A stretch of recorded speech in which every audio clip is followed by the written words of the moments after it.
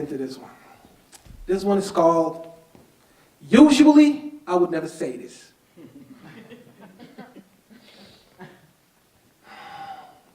Usually I would never say this, but I don't like you. The glances of your disappointment have often replayed themselves in my memory. And frankly, the misery you impacted on me is nothing less than insane. You never laid a hand on me, but nothing hurts more than emotional pain. You hurt me more than any fist could ever dare. You placed me in a box of regret and kept me there.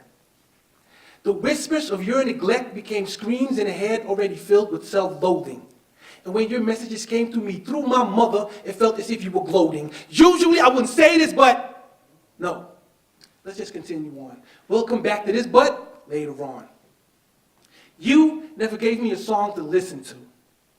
You never gave me a movie to watch. You never gave me words to live by. It felt as if it didn't matter if I would live or die.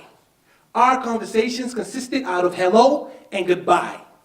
My room was a safe place where your face was never seen. The tower of my self-esteem slowly started to lean. My innocence was placed in your hands and you dropped it. Am I wrong to blame you for it? Because instead of picking it up, you simply looked at it. Usually I wouldn't say this, but no. Let's just continue on. We'll come back to this, but later on. Maybe it was because I wasn't your own. Maybe it's because I didn't follow the path you set out. Maybe you just didn't like anything I was about. But who cares?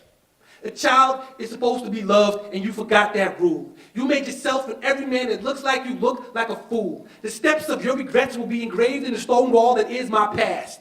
Your disapproving words are barriers I'm still trying to get past.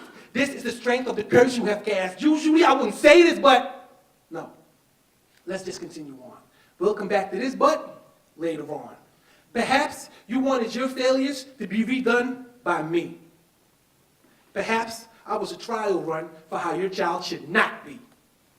Perhaps, maybe, possibly, conceivably, these ifs, ands, and buts are slowly driving me crazy. But before that, let's go back to that first but. But maybe us not speaking was partly my fault as well. I trust words more than people, so to them my secrets I would tell. So maybe you tried talking to me, but I wasn't paying attention. Because there are a few instances that I could mention where we had a dialogue, just you and me. And as a teenager, I was pretty bad. I never listened to a thing anyone ever said. But you tried. So for that, I wanted to say thank you.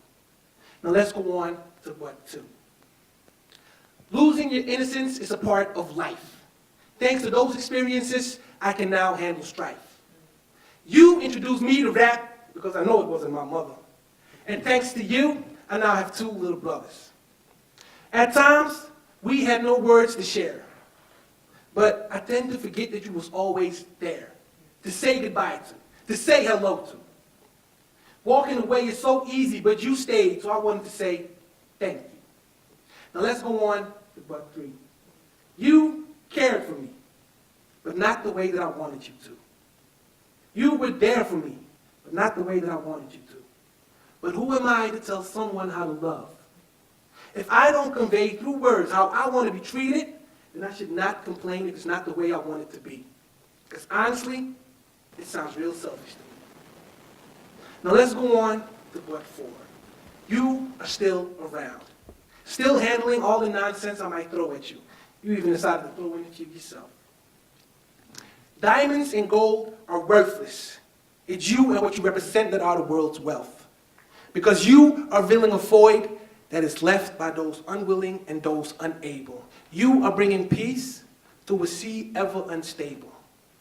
So every stepdad, every godfather, every uncle, every son, every brother that fills that fatherly role, I, Vino Venitas, with any emotion that I have that is true, would like to say, thank you. Vino.